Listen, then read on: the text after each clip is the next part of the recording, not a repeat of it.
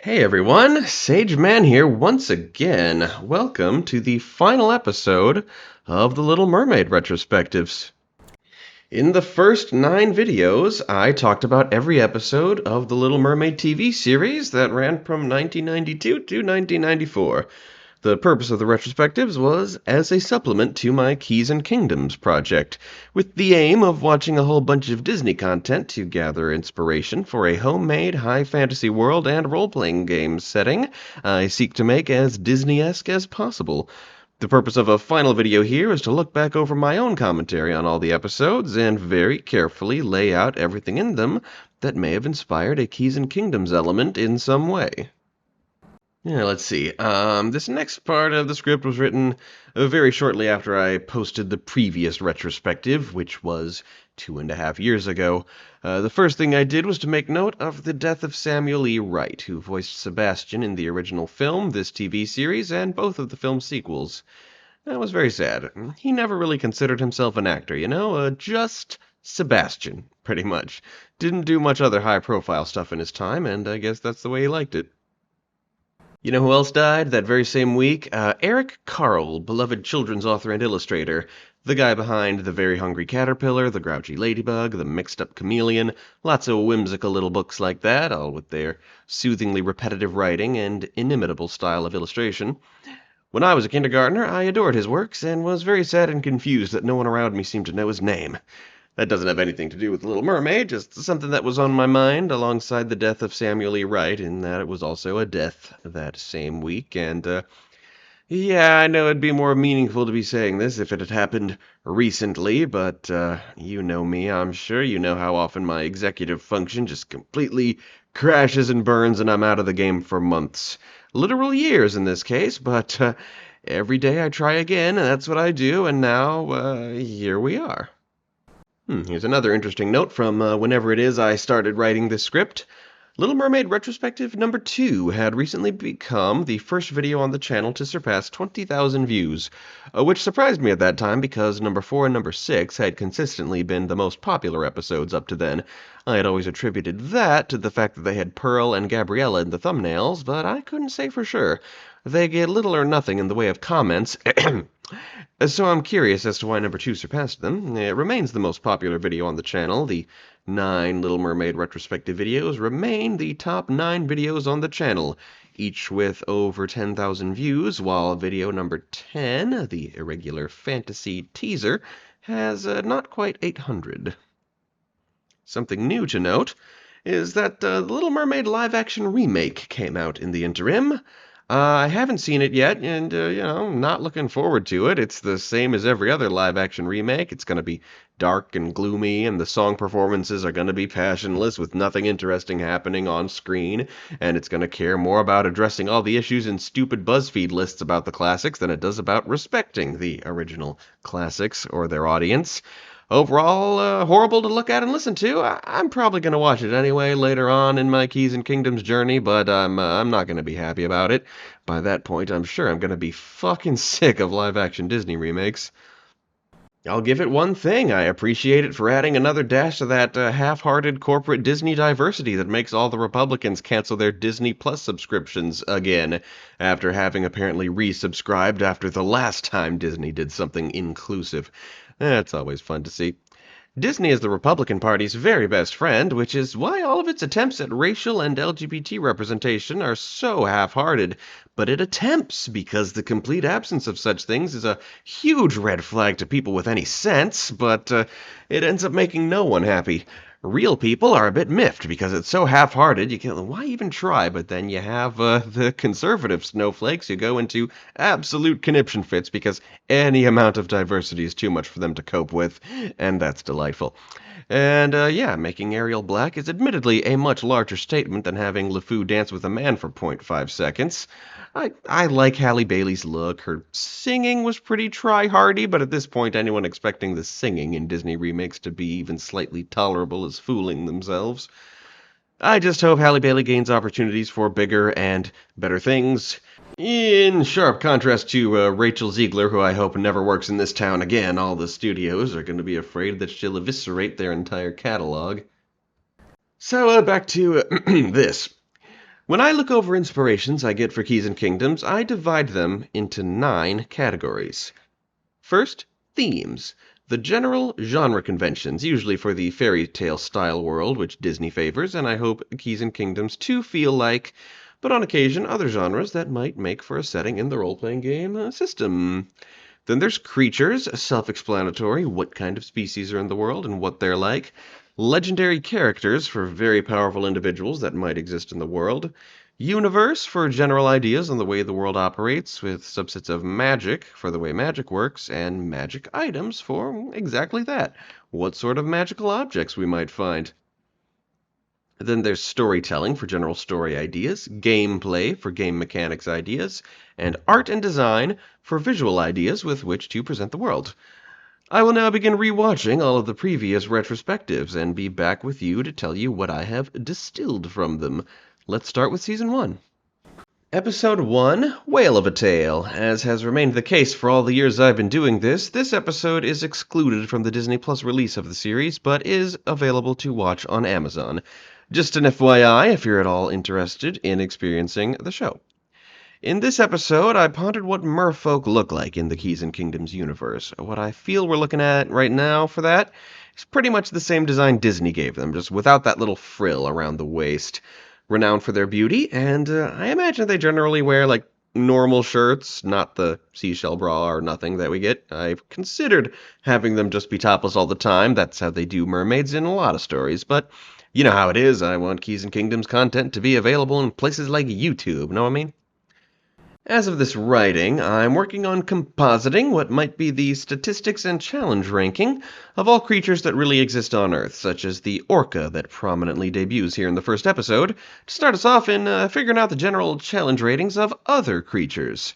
When it comes to animals, beasts in the current parlance of RPG creature types, I have in the past contemplated what if all animals could talk to at least each other, like in Disney films. That'd be too complex of a notion for the Keys and Kingdoms setting. The social implications would be hard to wrap one's head around.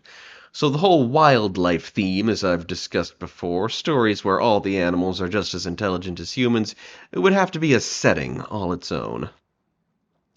Now I'm going with the notion that all animals can be tamed and trained and loyal in the main settings. That's always been important to me in any fantasy world I set out to create.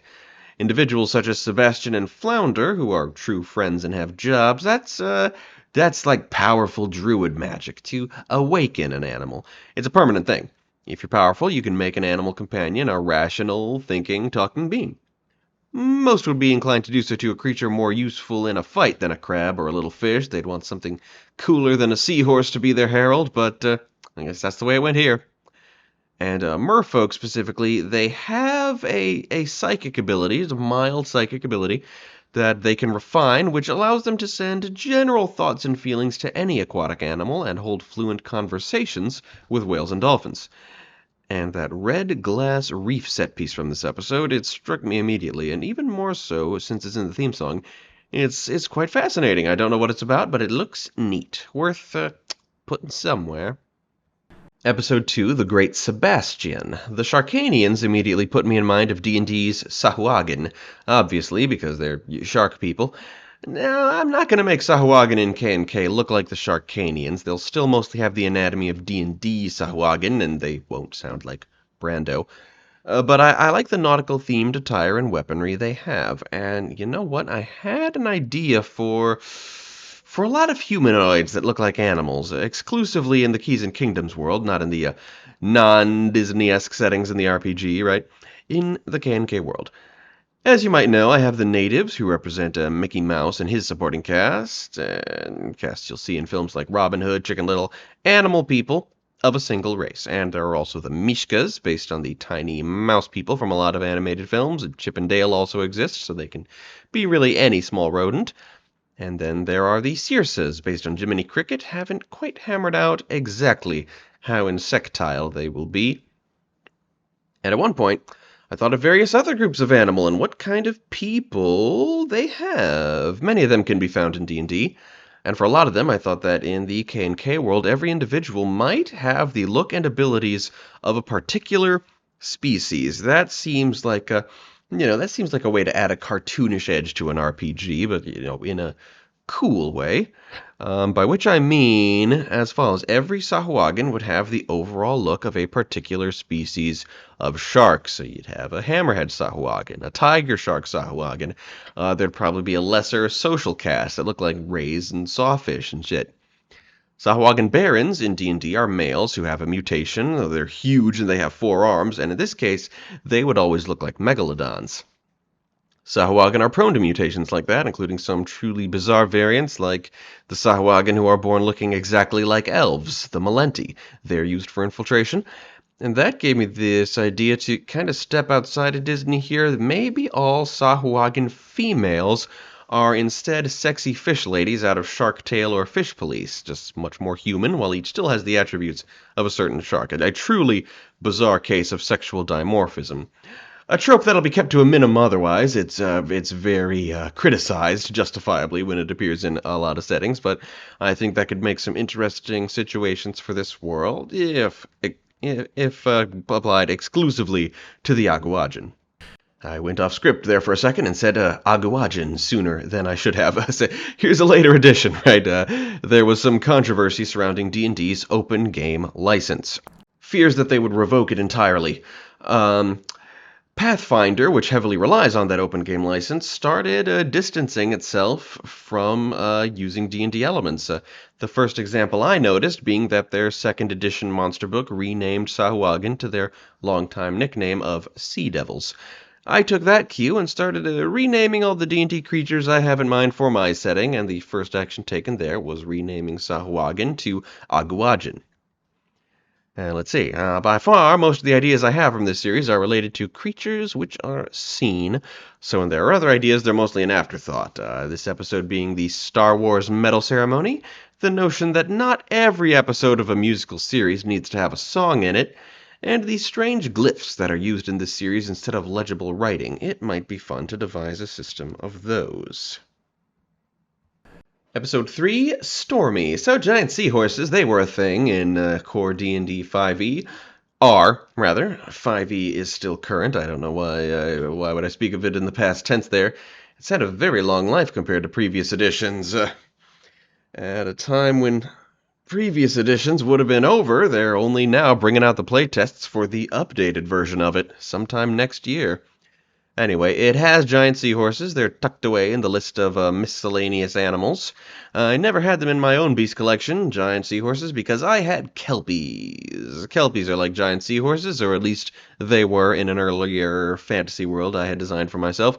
Still hoping to put it together as another universe. In that setting, there were 4 species of kelpies, each based on a real species of seahorse.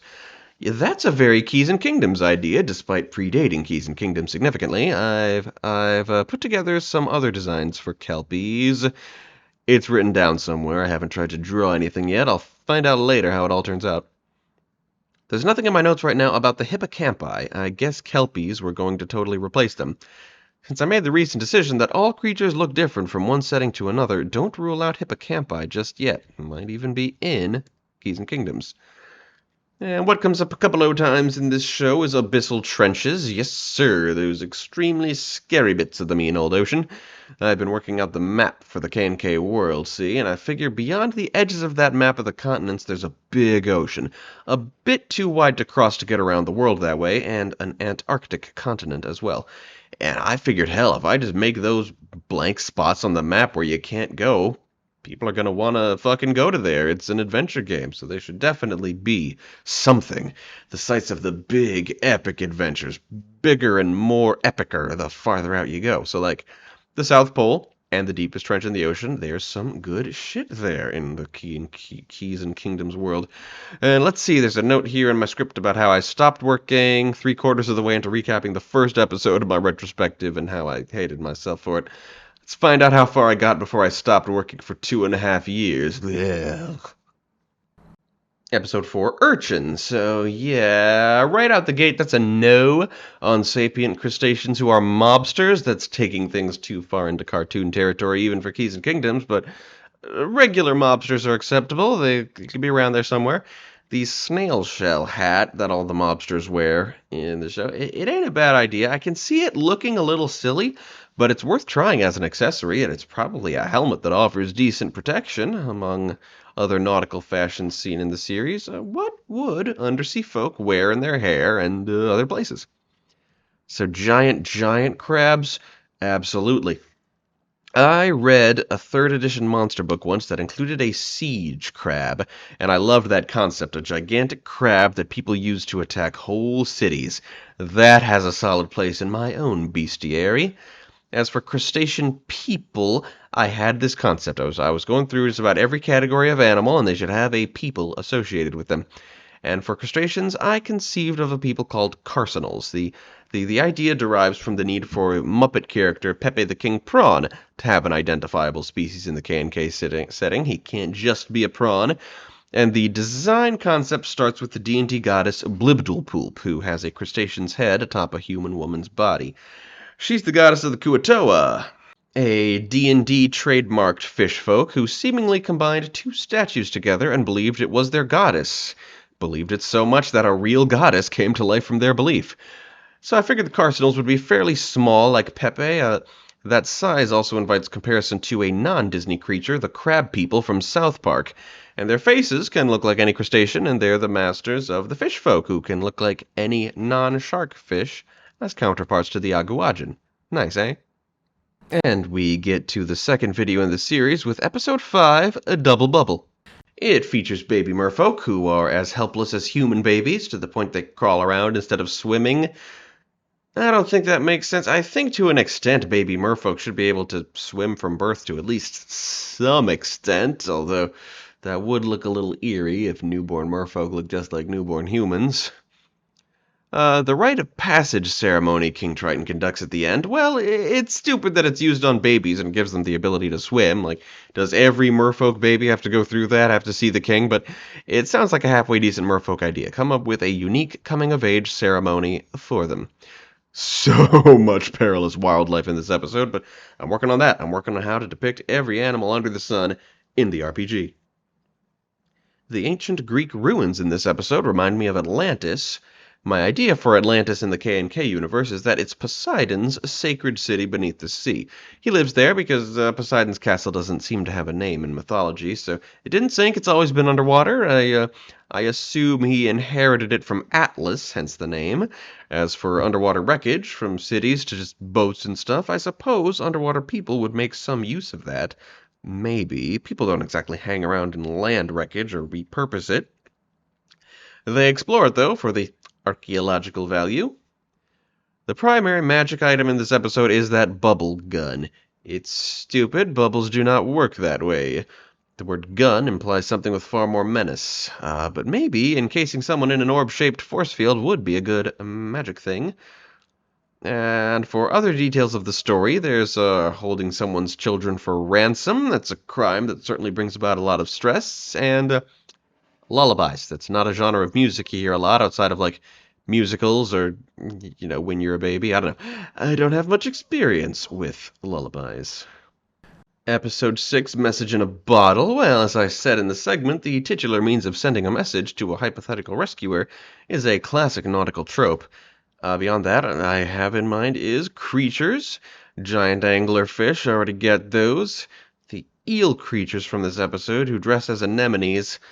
I'm thinking Lokatha? Yeah, we'll talk more about Lokatha next episode. Simon the Sea Monster is our main focus this episode. I've been thinking a lot about, sea serpents in general, gigantic snakes, some of which live in the sea. And there are plenty of extinct animals which can serve as sea monsters, plesiosaurs, mosasaurs, but I'm thinking, some more distinctly monstrous underwater reptiles might serve us well. Anemone-related fashion was prominent in this episode, with the eel folk wearing anemones as skirts to camouflage themselves, while Ariel and Simon wear anemone hats during the musical number. Interesting fashion and dead useful. If you're wearing an anemone on your head, it can't sting you, but anyone who tries to grab you will get stung real bad. There are decorator crabs in the sea who cover their back with things like anemones for just such a defensive purpose. Anyone can do that, I reckon. The anemones don't mind. They got no brains, and I'm pretty sure they can't walk around themselves, so they appreciate it. Episode 7, Charmed. Well, let's start with the little things. The theme of apologizing properly. That's something I've always valued as a lesson. I like the images on the charm bracelet, the assorted items Ariel finds in her travels this episode. It has some nice ideas for set dressing, props. But our main concern for this episode is monsters of the briny deep. As you'll recall, much of this episode was taken up by a motherfucking sarlacc, a flow monster, as they identified it in story. I compared it to Charybdis. Might as well go with that. A Charybdis can be a species instead of an individual. That happens all the time in fantasy gaming, taking individuals like Medusa or the Minotaur and giving their name to entire species. Yeah. Let's talk about that eel kid. He's a bit like the sea creatures from Luca, which came out much later. I've been watching newer Disney films as they arrive, of course. Luca, Raya and the Last Dragon, Encanto, because, now it'll be forever before they actually reach the end of my collection and start doing newer stuff. I figured I'd just watch them, so I'm thinking Lokatha. They're another fish-like people in D&D, more generic fish, while Sahuagin are shark-like and Kuo-toa take after Lovecraft's deep ones. They can be eel people here, primarily with the anatomy of the Luca sea monsters, and not so much with the splash rules. That's a bit much for an RPG, both the ability for a flawless human disguise and turning into a relatively helpless sea creature every time you get a little wet. They are perfectly capable of surviving on land when it was raining, of course. Anyway, they don't do that here. Lokatha. Eel people. A little bit of this eel kid, a little bit of the anemone eel guys from the previous episode, and a lot taken from the chaps from Luca. And by the same principle as the Aguajin, I think I'll call them Kobolins, not Lokatha. And let's see. In my recap, I mentioned a sea hag and some sea bees. I had to quick rewatch the episode to remember what they looked like. I liked the sea hag okay, in that she was carrying what just had to be a soul bag, where hags keep the souls of the victims, but her design wasn't that great, nor was that of the sea bees, or really anything else down there apart from the flow monster, but still, ideas. Something relevant here, and with the subject of Luca having been brought up, you know why underwater people are so fascinated by human items? Why their technology is never as good as what the humans have? Fucking fire. Supremely underrated technology, fire. It was world-changing, and you really can't do it underwater. You need fire for metalworking, which you need for just a shitload of technologies all the way up until today. If we do want underwater civilizations to have pretty good metal tech, we might say they employ volcanic or geothermal vents in such an endeavor. Not entirely sure if that would work. Plus, iron would be useless to them because it rusts, so they'd have to use something else. Be a little stuck in the Bronze Age, perhaps. Does bronze not rust? Is it just iron that rusts? I don't fucking know. Episode 8, Marriage of Inconvenience. Kinda slim pickings here. There's a bit about diplomacy with one's vassal kingdoms or some such. Athletics competitions, maybe, and what kind of sports merfolk can play. I suppose marriage alliances are something worth pondering. Very mundane episode overall, not much to offer, but merfolk attire and hairdos, I suppose. I am building something I'm calling the Face Collection, gathering up a good database of Disney faces, outfits, and set designs for the K&K project. I probably won't dip into TV series for that very much, just however much is available on the Disney Wiki, I suppose. And for this episode story here, well, let's be honest, nobody likes a plot that relies on a sustained misunderstanding, so not that. Fuck that. Episode 9, The Evil Manta. Now, I had a lot of thoughts about our titular antagonist. One was that he might be a more unique version of a Marrow, something more interesting than the merfolk ogres they usually are. But there was another idea about Marrows later in Season 1. Another is that he's either a cloaker or an Ixit-Zakil, both very manta-like creatures in D&D. His size is comparable to a cloaker, but his culture's legitimate commitment to evil left me thinking he'd have to be of fiendish origin, like an Ixit-Zakil. Never really liked cloakers all that much. Given the choice, I prefer Ixit-Zakils. I don't know if I'm pronouncing that correctly. It looks Aztec, but with D&D, you never know if it's real Aztec or fake Aztec. But they're fiends, sometimes demons, usually independent fiends, whereas cloakers are aberrations. Likely going with fiendish, as I said. I don't know if fiends can normally reproduce, as we see the manta did at the end, but hey, No sign of any mother, so maybe it's no kind of normal reproduction. Story-wise, there's sealed evils in some place. That's an extremely classic trope. Sealed evil in a can, as TV Tropes calls it. And shit, race riots. That was a hell of a topic for this show to address. I wouldn't mind touching upon it with some delicacy and the importance of stories and art. Of course, you usually get that message in stories and art made by writers and artists, so you can understand why art takes that position that it's the most important part of society, you know? Episode 10, Thingamajigger. Not much going on there. Super weapons, real ones perhaps, for temporary access to the player characters. Those oyster creatures, they remind me of the ones from Alice in Wonderland, but I don't really like them. I don't know if we need bivalve people.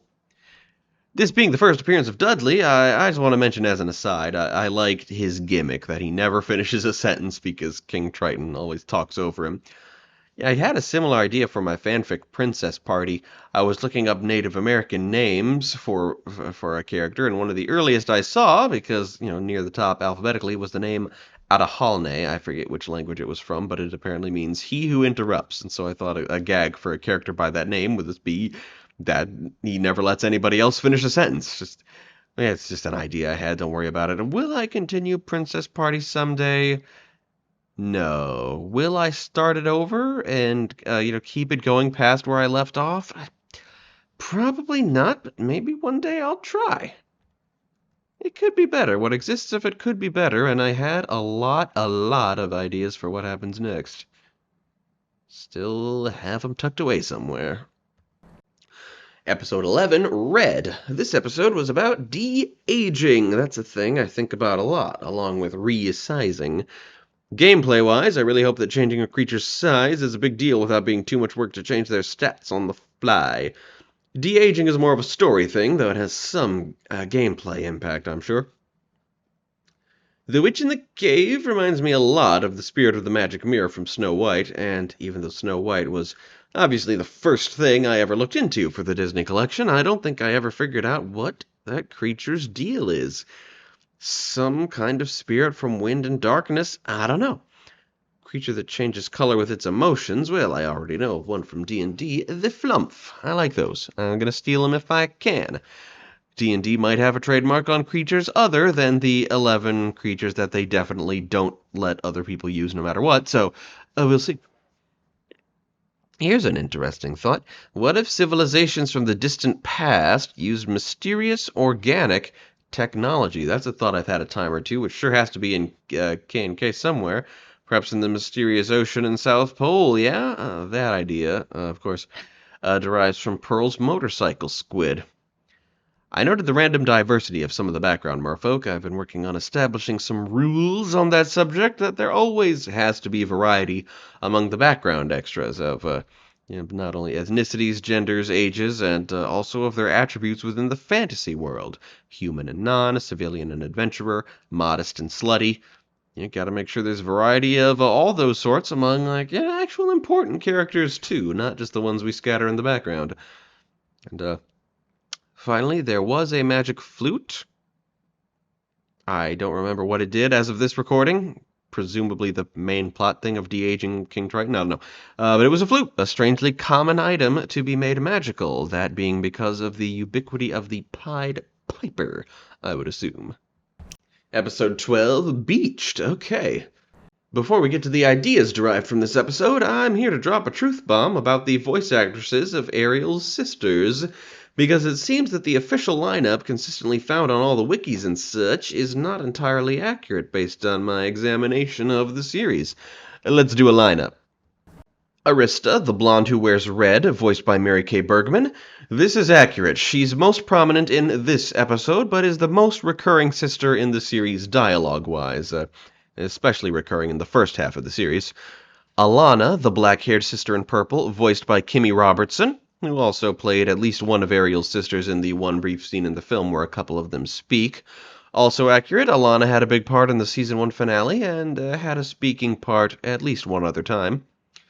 Atina, the eldest, dressed in orange with the spiky crown, voiced by Kath Soucie. This is accurate, so the official lineup is half true. No, more than half true. Aquata, in Blue with a Ponytail, voiced by Cheryl Bernstein. This is true very briefly. Aquata has tiny smidgens of dialogue in one or two episodes near the very end of the series. Adela, the brunette who wears pale green, who, here in the TV series, in contrast with every other appearance by her, is chubby. The sources claim she's voiced by Sherry Lynn. This is not true. She is also voiced by Kath Soucie every time she appears. And finally, Andrina, the blonde who wears pink, is said to be voiced by Kathy Cavadini. This is also not true. Andrina does not speak at any point in the series, and Kathy Cavadini is not credited for ever appearing in any episode, as far as I can recall. And then there was that one episode where Ariel's sisters just have some background dialogue while sitting around the table, and they were all voiced by Russi Taylor in that bit. I guess you'll find a more canonical lineup in The Little Mermaid 3, Ariel's Beginning, in which Kari Walgren is Atina, Jennifer Hale is Alana, Grey DeLisle is Aquata and Arista, and Tara Strong, following her turn as Ariel's daughter, is Adela and Adrina. And furthermore, you might remember me keeping my eye out for this. The sources always say that Eden Gross started out playing Flounder in the series, but was replaced by Bradley Pierce at some point in the second or third season. Having watched the entire series, I can confirm this is not the case.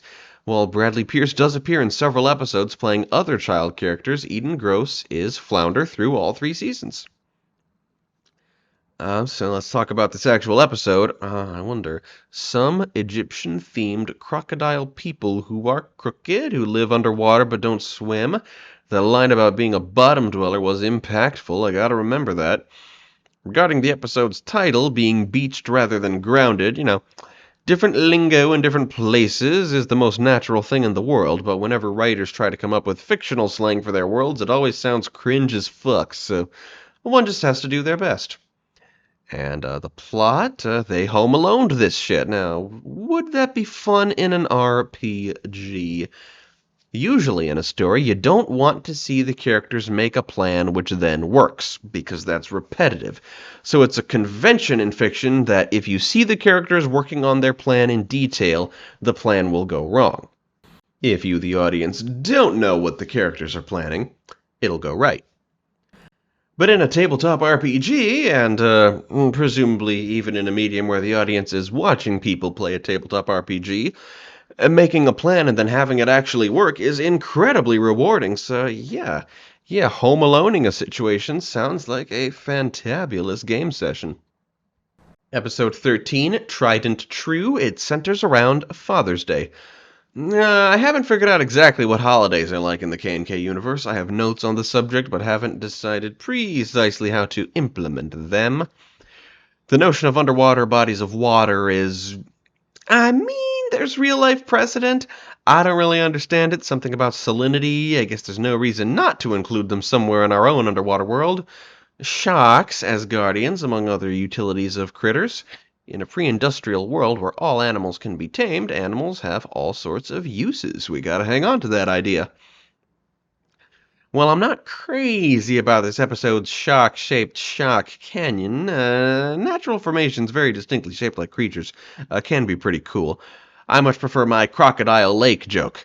Don't worry, there are no crocodiles in Crocodile Lake. The sharks got 'em. Discus throwing is probably a fun game. And it seems reasonably that it might work underwater. No, the physics aren't quite tracking in my head, but anyway. The Evil Manta briefly demonstrates the usage of weapons made for someone much smaller than himself. There's probably mechanics for that, Surely it puts one at a little bit of a disadvantage. And the Season 1 finale, Episode 14, Electric City. Let's start with the Big Barracuda. He's a very Barracuda-like merman, and I think that is an excellent template for a Marrow. Ultimately, there will be no variation in merfolk tales. You see that in some stories. Some merfolk have the tails of dolphins or eels or sharks. I don't think that makes sense. There will be a pretty basic, partly Piscine and partly cetacean template, and that's it. Endless variety of colors, though, of course.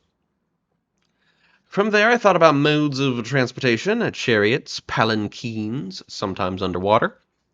Dolphins, I think, should not pull merfolk chariots. I think merfolk treat cetaceans with more reverence and dignity than that. I like how the show occasionally includes a snippet of some bizarre thing Ariel has done in the past. That's a fun thing to do in a fantasy adventure, where we might assume that most of the heroes have had a life of adventure behind them before the story ever began. And this episode had a campfire thingy that backs up my earlier mention of geothermal vents being used in place of fire in the underwater world, including as a campfire. Weather is an important atmospheric detail, and that might include, like, underwater currents. Sometimes they're strong and dangerous, sometimes they're just cold. We'll see. And for designs, I do like Ariel's little makeover. It's basically what Pearl usually wears. Ariel makes herself over into the way Pearl dresses all the time. Just a thought, merfolk, high fashion versus casual wear. And okay, that's as far as this got back when I started writing this video. So I did successfully jot down my thoughts on the entire first season. That's kind of reassuring, actually. All right, back to it. I haven't done this in a while. I've been making the K&K world without paying any mind to Disney Collection inspirations, old or new. But still haven't released anything on the subject, so nothing is set in stone yet. Let's get back to work. Season 2, Episode 1, Resigned to It. Well, we all know what inspiration we can draw from this episode, the goddamn red tide. A poisonous ooze that drifts through the water and kills everything. You know, something similar appeared in the second Barbie Fairytopia movie, Mermaidia. A goo that chokes the oxygen out of water, also killing everything. It never hit a populated area in the Barbie movie, of course, because, it's a Barbie movie, but the threat of it was very much effective, pretty perilous for a Barbie film, and we all remember how disappointing the reveal was of the red tide's true nature. And now, is there any merit in sapient microscopic organisms?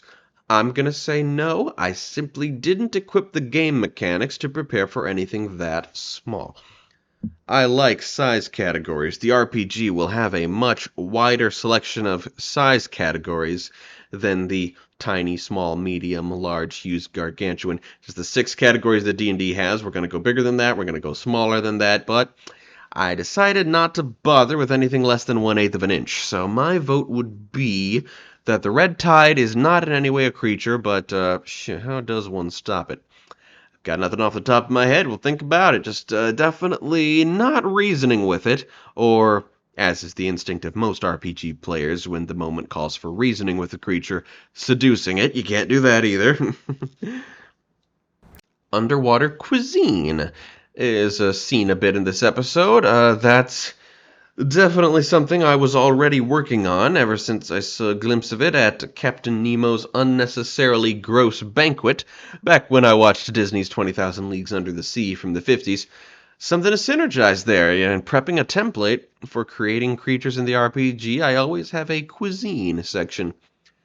As for the supposed focus of the plot, though it was overshadowed by the red tide, it was primarily another sustained misunderstanding story. Nobody likes sustained misunderstanding stories. I'm never sinking to that level. Episode 2, Calliope Dreams. Well, here's the thoughts I had about the Cyclops and where those thoughts take me about this project as a whole. My idea was to combine some of the Cyclops' design and attributes with that of a similarly cycloptic and burrowing D&D creature called a Delver. The design motifs of the Cyclops would make for a sweet-looking Delver. Now that is a fairly significant idea, right?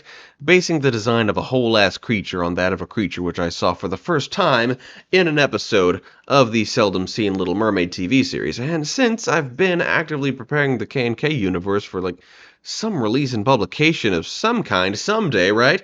I'm wondering, gosh, what if I see something else in some future TV series or movie that I've never seen before, and it would make for an equally meaningful idea, but it's too late because the world is already published? You can't just go and finish the collection before I actually start putting the world out there, that would take way too long, and Disney's always going to have new stuff, but it's like whatever. It's my own thing. There's plenty of contradictory lore from one Disney film to another, and if there really is something as golden as the Cyclops and some other bit of Disney media I've never seen before, it can still be something new. Sure, it might work best as something that exists already, like a Delver. If in another reality I'd already put out a Keys and Kingdoms book with an illustrated Delver in it before I discovered the Cyclops, then I'd have done something else, something new. It's all gonna work out just fine. This episode is about learning musical instruments.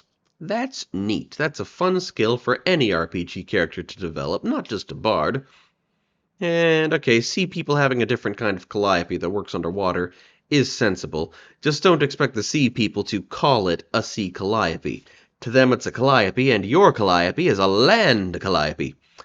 That's just something I've had in mind throughout this series. It just had a very Freddy Fish-like tendency to constantly remind you it takes place in the sea, like we did notice from all the mermaids and such. Heck, there's a... Was it today? Yes, it was today's brand new page of the webcomic Girl Power that I follow.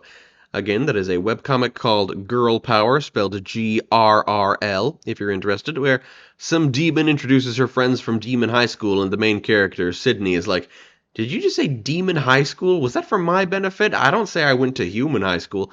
Because, like me, she thinks about that kind of stuff. And the demon goes, "I didn't say Demon High School. My universal translator must have felt the need to clarify," which isn't a relevant follow-up. I just thought it was funny and clever. Translation is another topic I think about a lot. There's a story I found once, and I've been unable to find again. It seems it remains an obscure topic, but in a lot of countries, people sit on cushions or on chairs with little tiny short legs. Chairs and tables are very close to the floor. And in those places, there's a name for the kind of chairs that are tall enough to reach your knees, and they call those white people chairs, because white people are the only people who ask for them. And sometimes white people hear that term and get offended, and it's like, zip it, Karen, you're in China. If you ask for regular food, you're going to get Chinese food. If you ask for regular chairs, you're in a regular chair because you're in China. What you've asked for is a white people chair.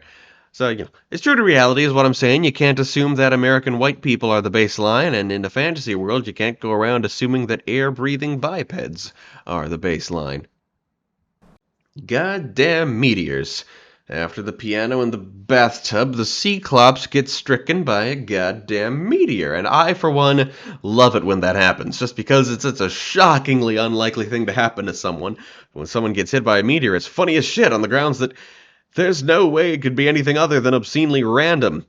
Isn't that a way to die in The Sims 2? No, it's a satellite. Sometimes when you're cloud gazing or stargazing, the satellite will fall and kill you, and it's funny. I mentioned I'm not fond of massive time spans, like this episode's claim that the Cyclops was, for whatever reason, meant or destined or scheduled or something to sleep for 1,000 years, and it's only been 400. It's okay, I said that, but what was on my mind, perhaps only because I mentioned Princess Party earlier, and that got me thinking of my other giant massive fanfic that I never finished. I might reboot if there's ever peace in my life, and that's my My Little Pony fanfic, and if I do reboot it, I'm going to cut down the time span mentioned a bit, because it has one particular arc that goes back 25 million years, and I mean, yeah, I feel now that even 1,000 years is a bit much in some contexts. 25 million, it's not a lot on a geologic scale. The last time the geological era changed was 65 million years ago, and heck, the world I depicted in that 25 million years ago, that was, it was kind of Permian, which is, way longer ago than that, but I don't know, in fantasy, I don't think anything really ought to go back that far. It's too terrifying to contemplate. Creationists, of course, believe that the universe we live in is only 6,000 years old, which, considering human civilization goes back about 15,000 years, is pretty absurd even for a fantasy world. But 15,000 years or so is a pretty good age for a fantasy universe. I think that's a good time span. Even then, I'd want the gods of that universe to be a bit younger than that. It's a bit of a long time for an individual to live without going mad. Episode 3, Save the Whale. Not much. It was a fairly mundane episode in that it had very little in the way of creatures and magic, but a big escape plan is always a great action set piece. Making animals perform is a practice which is almost exclusively abusive from a modern standpoint, but would be less so in an RPG world, in which presumably all the animals are intelligent enough to be passionate about performing and learn to do it through entirely positive reinforcement. Containment of animals in zoos and aquaria? More so. That would be more cruel and abusive in RPG worlds. If a goldfish was smart enough to learn tricks a 20-gallon tank could never provide it with sufficient stimulation, they'd go mad. And I had forgotten about that realization that there are no doors in Atlantica, so that blew my mind again. I have always thought of merfolk as more primitive than land-based civilizations, in part due to the lack of fire mentioned earlier. There are a lot of primitive shelters in this world with no doors on them.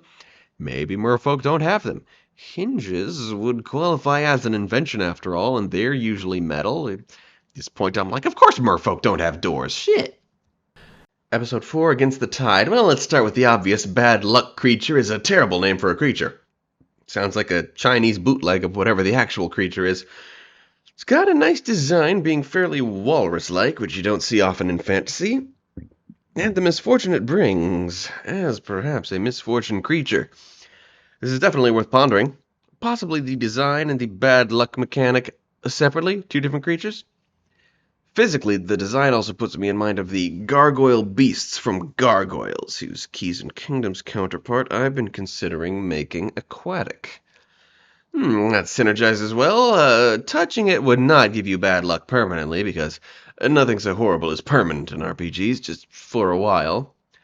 Mayhaps the bad luck mechanic can be applied to the Tailipo, a creature I'm working on based on the American folkloric creature of that name, resembling a long-tailed black cat?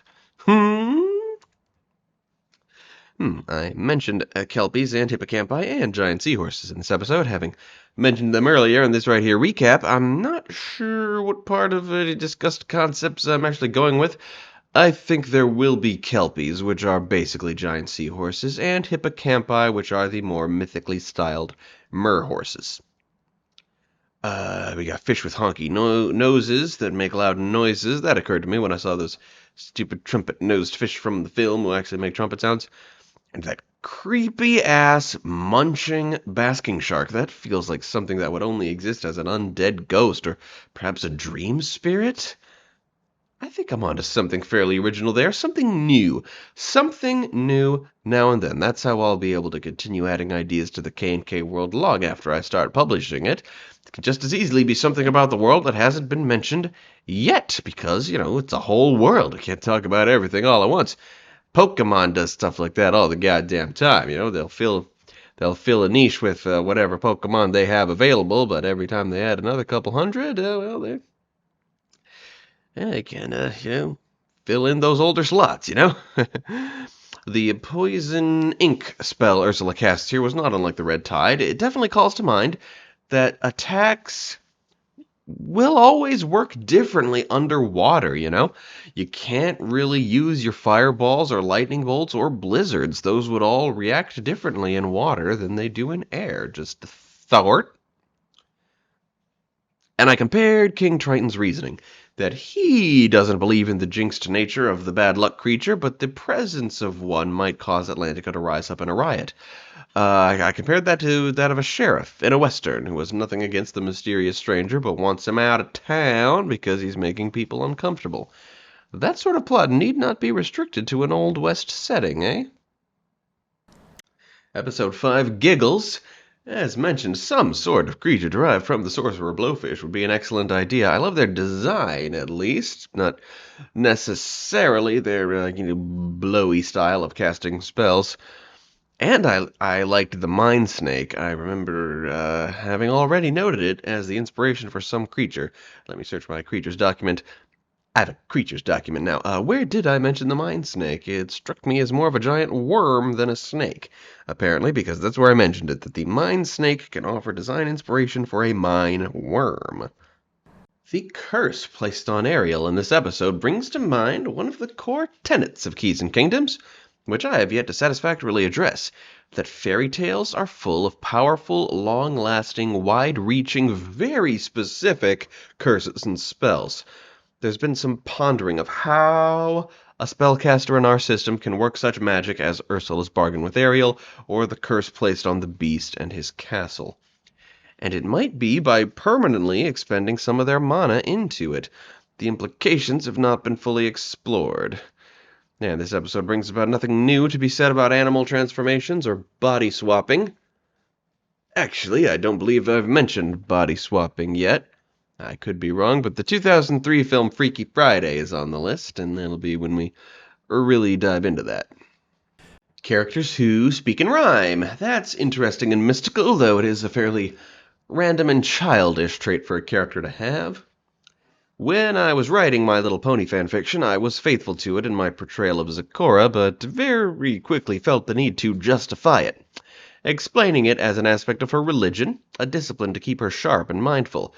Zecora's actual words were always the last part of a chapter I would write, always leaving some placeholder, the gist of what she was going to say, before going back and turning it into verse. And I appreciate this episode having Ariel do something I've often felt would be necessary when interacting with these rhyming characters, and that would be kind of having to take a moment to decipher the point that they're making, to decipher the verse into plain speech. Small random notes from this one, earthquakes. They're called seaquakes in this episode, of course, and that almost qualifies as necessary, and what might undersea people be mining? Besides fucking bubbles. They're not gonna mine bubbles, that's stupid. Episode 6, Wish Upon a Starfish. First half of this episode was some filler with nothing really of value but some cat versus crab action, but from there there's lots of creature inspirations. Some perilous creatures here. I think underwater people might have service octopuses, not as sign language interpreters, but for other services. Guidance for the blind, I guess. What else do service dogs do? Giant starfish, not talking ones who stand erect and wear clothes. I said earlier that I imagine people based on every category of animal, but not echinoderms. They're too weird to be people, but starfish are terrifying. Gigantic ones would be an excellent, horrific enemy to face. We also see some giant eels, giant snapping turtles, and of course the killer crabs that spin webs. I had some fake exasperation there. Crabs don't spin webs, but I suppose that's not unlike a cave fisher from D&D. They don't live underwater in D&D, but maybe they could do that here. And of course, saved the main point for last. Gabriella is excellent disabled rep. She starts out seeking a miracle cure. She's having a bout of, one might call it internalized ableism. Maybe that's the term, or another exists for when a disabled person really wishes they weren't. Using such a notion as the main plot of a disabled character's story is usually a big fat don't when it comes to representation, but Gabriella, I think it's done well. She's clearly not miserable about being disabled. She's very plucky and just thinks it might be nice to experience music, and that's honestly hella fair. And when the miracle cure turns out to be bunk, she's able to brush her disappointment aside. And in the other episode she appears in, virtually no mention is made of her disability because it's not something that has to be on one's mind all the time. So there's that lesson that she can live a perfectly good lifestyle, but there's also acknowledgement of the disadvantages she faces. If Gabriella turns her back on you, can't see you when you speak, well, there goes communication. That bites her hard when she gets overexcited, charges ahead, and the only thing Ariel can do is impotently shout out a warning. And there's a subtle teaching moment I don't believe I mentioned in my recap, but I thought was a very nice touch, when Sebastian realizes, entirely of his own accord, that if he has something to say to Gabriella, he should say it to her, not her interpreter. So the writers get a gold starfish for this well-done deaf character, and I hope to meet the same standards one of these days. My dog is deaf, It didn't change his quality of life much because he's a dog, but it's just kind of sad how whenever I come home, instead of being excited and eagerly anticipating my entrance because he heard me coming, he's now surprised to see me. It's how I realized he must have lost his hearing about a year ago when I'd come home from work and he'd no longer be excitedly at the door, but in bed, kind of staring into space, and only when I entered his field of vision would he realize I was there and do a little double take. Oh, poor fella. He's very old. Episode 7, A Tale of Two Crabs. Not long ago, Mark Hamill did a Wired autocomplete interview, and one of the questions was if he was in The Little Mermaid, and to my delight, he very accurately remembered that he was in 2 episodes of the series. He remembered being Zeus, he remembered being Hans Christian Andersen, He did inaccurately claim that Zeus was Sebastian's brother, but no big. It was 30 years ago. I was delighted that he remembered as much as he did. There were octopus laborers in this episode, and, much like the scene in Dumbo that sparked a lot of implications for the setting, in which the elephants were a lot more actively helpful in setting up a circus tent than they would have been in real life. In an RPG world, yeah, you can have elephants do construction jobs. You can maybe have octopuses do the same. They'd have to be fairly big ones, though. A random note that just occurred to me. Can you imagine how terrifying war elephants would be if you could actually train elephants? You can't really. You can only kind of break their spirit and then nudge them in the right direction. It involves a lot of whipping and poking. It's very uncool and abusive. The main utility of war elephants was that it's absolutely terrifying to see a bunch of elephants coming. It did a number on enemy morale. But if those elephants could employ some actual tactics, that'd be freaking sweet. And in the magic items category, this episode featured a prehistoric magical stone, which, when its light is focused, turns people into worms. Sure, I'll make note of that. Why the fuck not? Don't expect much. Episode 8, Metal Fish. Easy start to items there. There's the submarine. From a time before submarines were actually invented. So kind of the 19th century sci-fi version of a submarine, much like Captain Nemo's Nautilus in 20,000 Leagues. Much as the Nautilus was rather narwhal-shaped in its design, submarines in primitive sci-fi settings do tend to have fish motifs, hence the title of this episode. There's a lot of fish-shaped vehicles in the Disney film Atlantis. And Dungeons & Dragons has an item called the Apparatus of Kowalish, a very rare magical submarine shaped like a crab, which is helpful. You can go underwater in the submarine and still manipulate objects with the apparatus's claws. That's about it. Google searches still turn up nothing about whether Hans Christian Andersen had a cat, which probably means no, he didn't, but that does remind me of something. You know what old-timey author definitely did have a cat? H.P. Lovecraft. People always tell you, don't Google the name of Lovecraft's cat. I'll save you the trouble. It's the N-word with a hard R and man. Man. Lovecraft was ridiculously racist and xenophobic. Like, this is a man who did most of his writing in the 1920s, and people in his lifetime, right there in the 20s, thought it might do him good to cool it a little with the bigotry.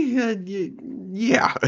His contempt for non-white and non-aristocratic people oozes from the pores of all his characters, and going by several of his stories, he was also terrified of people who live beneath the sea, having an interest in coming on land to have sex with humans, so I imagine he'd find The Little Mermaid to be quite unsettling.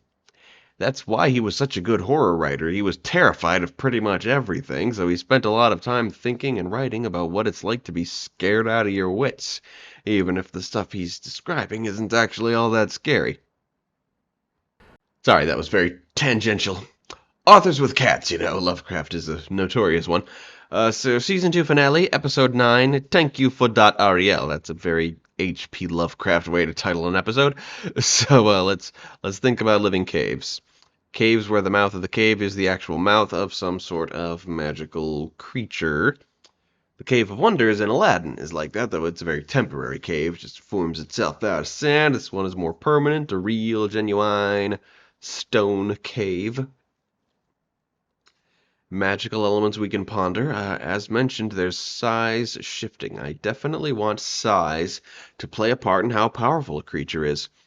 Based on what I've seen, I think we might have a decent system in which the stat changes that come from size shifting are not too difficult to do on the fly. We haven't tested that theory, but we can look into it. I ponder. Magic recharging under a full moon, but who keeps track of the phases of the moon in their RPG world? And in cartoons and stuff, the moon is always full, so, moon-based mechanics. That'd be more for a video game, where nobody has to remember what phase the moon is in. The game, just does that for you. So that's a possibility. And this episode ends with a reversal of time. Time travel is a hard nut to crack in a tabletop RPG. It's almost not worth considering as a plot point. If you keep it simple by just rewinding time to a certain point and then starting over from there, while making actual timeline adjustments, possible only by making very powerful wishes, the wish spell, Of course, one might always consider the type of time travel, kind of Back to the Future rules, in which traveling back in time actually does change the future. So no matter what you do in the past, you come home to a timeline almost inevitably completely unrecognizable as your own. That would be a campaign killer, like the Deck of Many Things or the aforementioned Wish spell. But that's the thing about tabletop games as a medium, is that even after a supposed campaign killer, life can always go on because it's not pre-programmed. There's somebody there who can try to write a continuation. That's the thing about tabletop games. If you screw up, it's seldom game over. Everyone involved is still there, ready to write some more, and you can figure out how the story progresses. Season 3, Episode 1, Scuttle. Yeah, I got nothing. I guess I'm unamused by stereotypical pirates. That's one thing I learned. It's just, they don't all have to sound like that and dress like that and have those prosthetics. There are other ways to commit theft at sea, yeah? Episode 2, King Crab. Not much to get out of the main plot. It's a very tacky sitcom deception plot. We have the magic lump and the monster within, and, for whatever reason, I'm feeling like the creature might work on mechanics similar to those from the 2016 movie Colossal, in which Anne Hathaway plays a struggling alcoholic writer who realizes that every move she makes as she staggers drunkenly through the park every evening is mirrored by the giant monster that attacks South Korea every evening. Great film. The monster being fairly amorphous and smoky in appearance also calls to mind the monster from Lost, which, despite being made of smoke, is perfectly capable of tossing people around and knocking down trees. Yeah, it's a couple paths set up for us to wander down later. Episode 3, Island of Fear. Always a good excuse to talk about giant mutant crabs again. Giant enemy crab is the technical term. I can never remember the origin of that term, but it's widely used. I mentioned siege crabs, and as I mentioned in the episode, I appreciated how many of the mutant crabs in the episode take some design cues from real obscure crustacean species.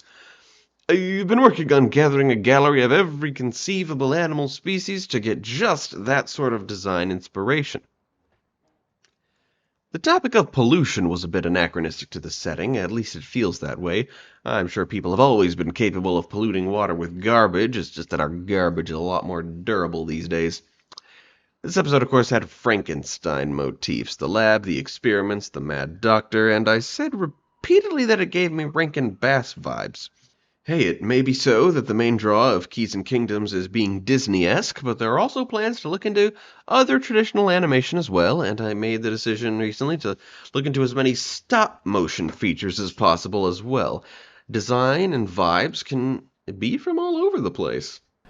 Episode 4, Land of the Dinosaurs. Now, I plan for unattempted stats for all the dinosaurs, but as this episode demonstrates, Triceratops, Stegosaurus, Tyrannosaurus, and Brontosaurus are the main ones.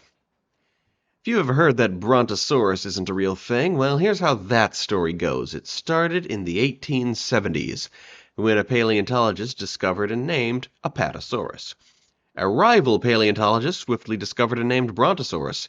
Dinosaur discovery was a very active business back then. There were a lot to find, and the biggest dogs in the game were, of course, those who could uncover and name a new genus. But by 1903, scientists argued that Brontosaurus and Apatosaurus were too similar. They had to have been the same genus. And since Apatosaurus was named first, the name of Brontosaurus was retired. But being by far the more popular of the two names, it lingered on inaccurately for many years. The good news is, in 2015, comparisons were made of the various species of Apatosaurus, and it was successfully argued that one of them was too different, that it must have been a different genus. And in bringing in a new genus for what was once classed as a species of Apatosaurus, they thought, fuck it, let's bring Brontosaurus back. Rampaging is a thing dinosaurs are often seen to do. Any animal can rampage, of course, but dinosaurs are just so much better at it. Even the ones that aren't bigger than any of today's land animals can pull off a good rampage. And okay, given the presence of a non-anthro sea turtle that Sebastian briefly rides, I guess that solidifies Dudley as a turtle person, not merely a turtle. In D&D, the turtle people are called tortles. They're pretty fun. They feel a bit out of place in a high fantasy setting. They veer a bit toward the children's fantasy, I suppose. A bit never-ending story. Other 80s fantasy movies, none come to mind. They'd work. They'd work in the Keys and Kingdom settings, though. And the catalyst of this plot is a map to a lost world. That's definitely got to be a recurring thing in K&K. Something to kick off explorations of the South Pole and Great Ocean I mentioned earlier. Lost worlds as fuck! And maybe there can be jungles in that Antarctic due to hot springs, just like this episode. And dinosaur islands can just be in the Great Ocean. That works too. Both is good. Episode 5, Heroes. This was a rich one, lots of adventure lore. The Siciliae, Ursula's people, I stumbled there. I can never remember how to spell Sicilia. I get the word for the incredibly obscure mythical creature that's part human and part octopus, confused with a very similar word, which is an order of animals that look like worms but are actually amphibians. Sometimes I think the word I write down is actually neither of those things. Okay. Cecilia is the worm guys. Ursula's species is Cecilia. Okay. Cecilia, a creature which does not have a Wikipedia article of its own, instead redirecting you to list of hybrid creatures in folklore, and, well, look at that. According to the article, the word was coined in the late 2000s, specifically to ascribe a species to Ursula. They're not mythical at all. Yeah, anyway, from what we see of Ursula's species, canonically the octopins in this series, they are a xenophobic warrior culture primarily armed with tonfas. I guess it's a good thing whoever decided a term needed to be invented didn't watch this show, because if the popularized term was octopins, that would be lame. We wouldn't know what we were missing in the absence of Cecilia? I forgot again. We see merfolk in battle, often wielding swords. It's a sad fact that many fans of heroic fantasy have to face. Spears are better than swords. It's why everyone uses them. But that's why heroes use swords, I guess. They have to stand out from the rank and file soldiers. That's why heroes don't wear helmets either. And some of them had some clamshell-shaped breastplates, which, under the aforementioned assumption that merfolk are often too primitive to forge metal armor, we might assume many of them were the actual shells of giant clams. It's halfway decent armor there. Mer-Vikings are stupid as a concept, but their stylistic choices are okay, with their nautical-themed He-Man harnesses, gauntlets, but I'd give them helmets instead of just having them be horned merfolk. I mentioned how horned Viking helmets weren't a thing, but they should be a thing in fantasy stories. Sea dragons. Well, there are aquatic dragons. Black dragons in D&D can in fact breathe underwater, and I assume the same is also true of at least one of the species of metallic dragon. Metallic dragon gimmicks are a lot harder to remember, what can I say? But the actual dragons you'd find in the sea, they're probably more like drakes, unintelligent drakes. D&D has dragon turtles and dragon eels, who are classed as the dragon creature type. Like, I could see that kind of thing happening in real life, right? I could see people looking at these creatures, giving them the name dragon turtle and dragon eel, only to discover that taxonomically, the terms turtle dragon and eel dragon would have been more accurate. I don't know, sea drakes, not to be mistaken for sea serpents. You can have both. You might think it's redundant, but we live in a world with a lot of redundancies. Do we need over 1,400 different species of bat? No, but that's what we've got. Fantasy worlds can have kelpies and hippocampi, sea serpents and plesiosaurs, giant squid and krakens, though I myself prefer the Clash of the Titans style kraken rather than the squid-looking kind.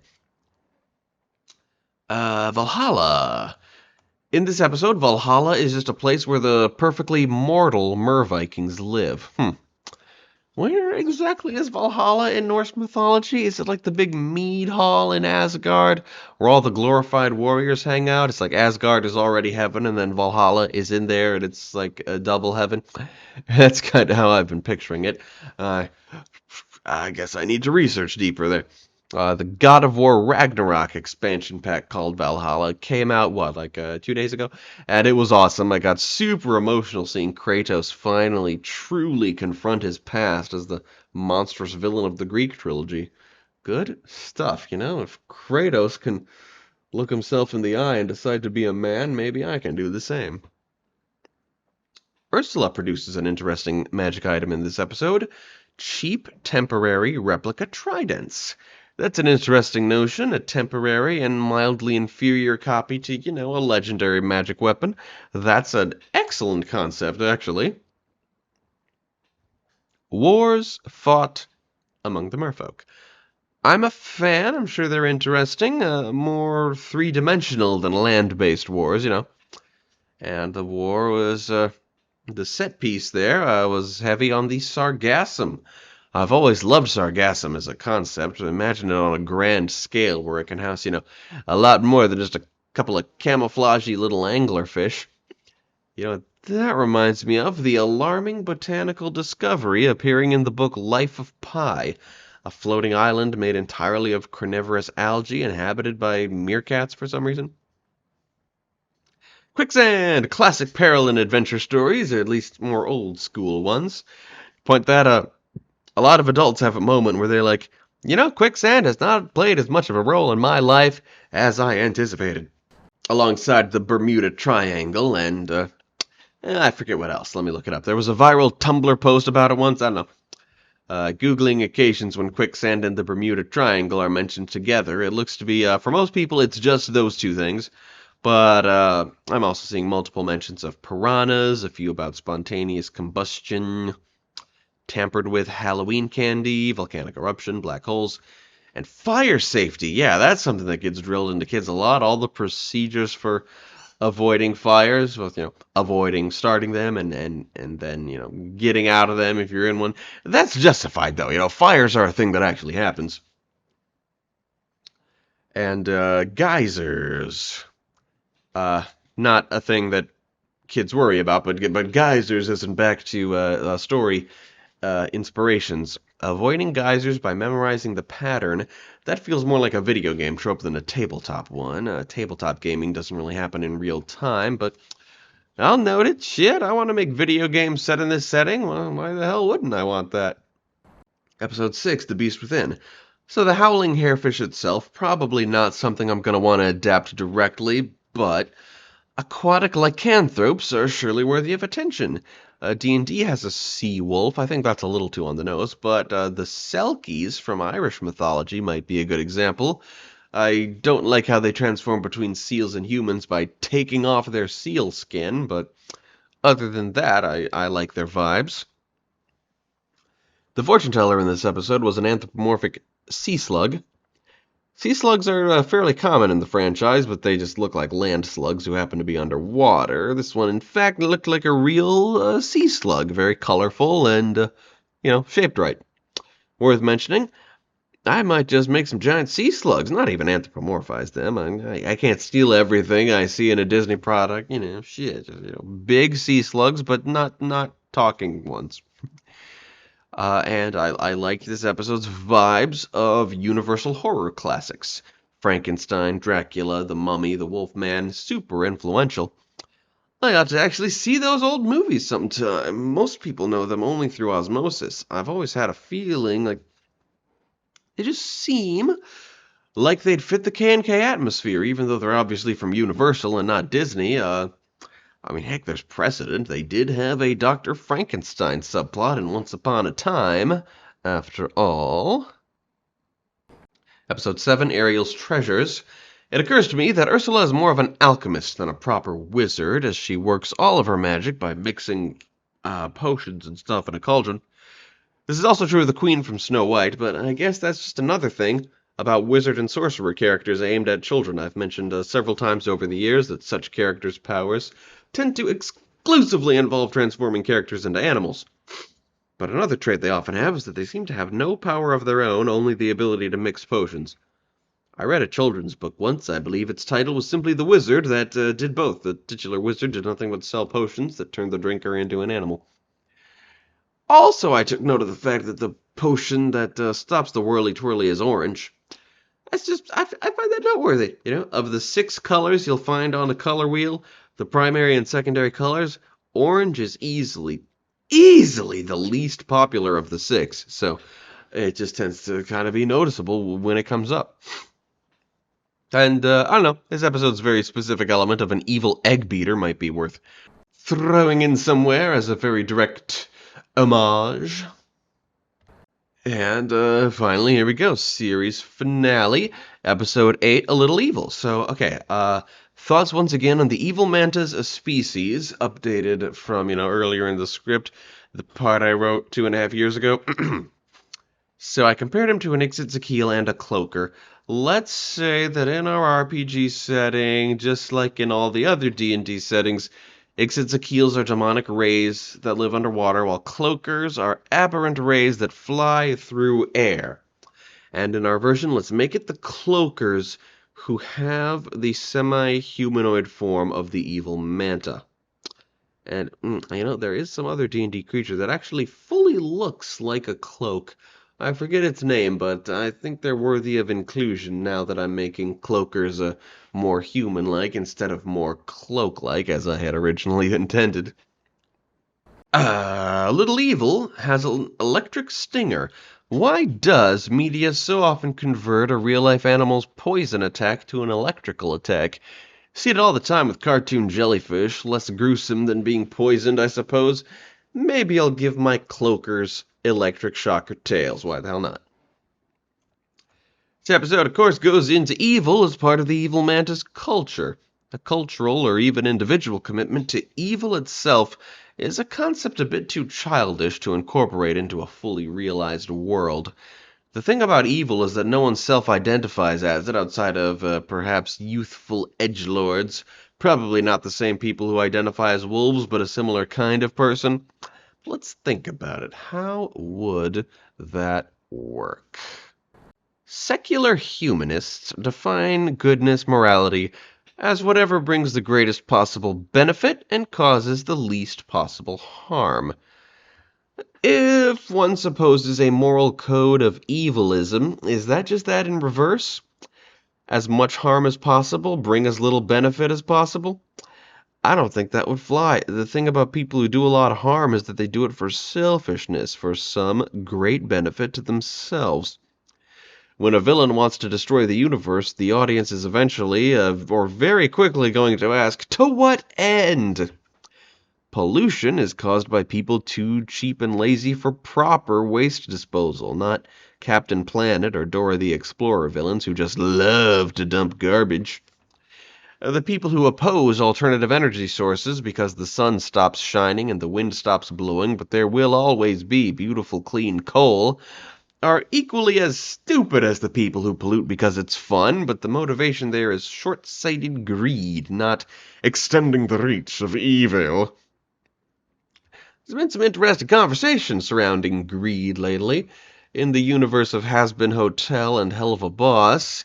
As of this recording, Hell of a Boss Season 2 is about half over, and the real series of Has-Been Hotel premieres in about a month. And we've been properly introduced to 3 of the 7 deadly sins: lust, gluttony, and greed, and much, of course, has been discussed behind the scenes about pride, as Lucifer is the father of Has-Been's main character. But we haven't properly met him just yet. Asmodeus and Beelzebub have been shown as surprisingly nuanced and sympathetic takes on lust and gluttony, but Mammon, the sin of greed, got no such treatment, and you realize that's because there's nothing redeeming about greed. Look at all the other sins. Lust, gluttony, sloth. Sex is good. Food is good. Relaxing is good. Pride and envy? Nothing's more heartwarming than saying, I'm so proud of you, or I want to be just like you. Wrath? Righteous anger is what fuels heroes. But greed? Greed has no redeeming qualities. Greed is the quality that makes the other 6 sins deadly and vile, by wanting all of those things in excess. But wanting to be evil to the point where you're offended at being told you're good at something, or unsettled at realizing you feel good, because you don't want to be good, you want to be bad, it's funny in a lot of contexts in which it's been used, but I can't see it working in our universe. It's too silly. Talk about where Little Evil may have came from. How did the evil manta reproduce? I don't want to know, but I don't want reproduction to be an unknown quantity for any creature in my RPGs. It's hard to say. When it comes to fiends and aberration, they generally come from strange places and origins. You get the vibe that they've always been. Surely some fiends and aberrations just reproduce the normal biological way. Not all, but perhaps most. The brain sponge is very like a devourer, an intellect devourer. Devourers have gotten a lot of spotlight recently, appearing for a small joke scene in Dungeons & Dragons Honor Among Thieves, and being very prominent right at the beginning of Baldur's Gate 3. Both of which made them big. I'm pretty sure that in D&D they're just the size of a human brain, but both of those stories made them much bigger, and Baldur's Gate 3 made them more convincingly deadly by giving them tentacles for slashing at you. A gaping, drooling mouth for the actual devouring. Taking that from the brain sponge would complete the image nicely. Although aesthetics aside, let's not forget about the fact that it's a sponge. The most primitive form of animal life there is, the sponge. Not, though, a type of animal that gets a lot of spotlight. Not worth it. I've already created one creature from a non-Disney source who has traits of a sponge. It's actually going to be a type of mushroom, but it's going to be very like a sponge. The D&D movie and Baldur's Gate 3 I mentioned, well, golly gosh, those just came out this year, and I mean, heck, I've mentioned at least 2 things in this video that came out in the second half of this week. Everything kind of works itself out in the end, doesn't it? If I'd done this recap in a timely manner, I may never have had some of these thoughts. That leaves us with the manta's magical mechanical scrying eye, which immediately reminded me of the window where Hawkmoth from Miraculous Ladybug always hangs out. Eye motifs are awesome, mechanical eyes are nice, I can base a magical object on this shit. The evil manta wants to use his scrying eye to find goodness so he can screw it up, while Hawkmoth sends evil butterflies out his window to evilize people. The connection is more than aesthetic, there's something I can work with there. And the valley concealed in a permanent cloud of octopus ink. As a concept, that's something I was skeptical about on its face, but I had this other thought. A lot of fantasy worlds have dark lands. I've not yet reached the point in Baldur's Gate 3 where one reaches that point. I'm making sure I tie up all the loose ends in the mountain pass and the Underdark first, but I'm already picturing what them right there dark lands look like. Same as the dark lands from every fantasy world, right? Black clouds blotting out the sun, black earth, the occasional dead, blackened tree, the only splash of color being the little red sparks flying through the air. Maybe those kinds of regions can be underwater, too. Well, oceans already have abyssal trenches where it's too deep for sunlight to reach, I guess. But maybe underwater can have some of those supernatural dark lands as well. I'd be down with that.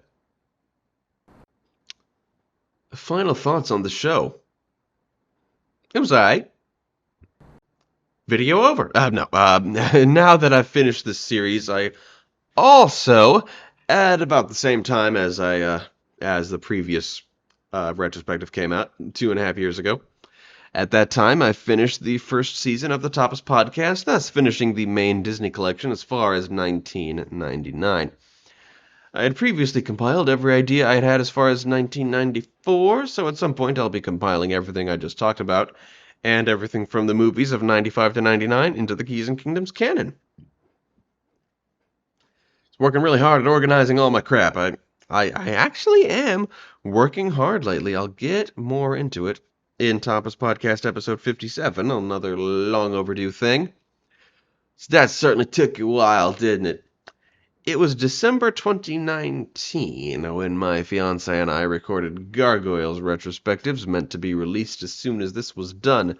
That took so long that last year, when my fiance came for a visit again, we recorded new intros and outros, add a little bit of context to the Gargoyles material we'd recorded so much earlier. But as that was a year ago, I think we'll re-record those when she visits this year, and we'll work together on finally getting those Gargoyles episodes edited and released. I made a promise at some point in this series that future retrospectives, at least the Gargoyles ones, would feature more visual aids than just the one image from each episode that these ones featured. I'm gonna go through with that. I'm gonna make the attempt, at least for Gargoyles. It's gonna be a bit of a pain in the ass. Taking screenshots on Disney Plus is harder than it used to be, but I'll put the work in. I'll see you guys later. To support Tapas and learn more, visit our link tree. Tapas and Stuff Productions is brought to you by our supporters on Patreon, including Knight Sadie Allen.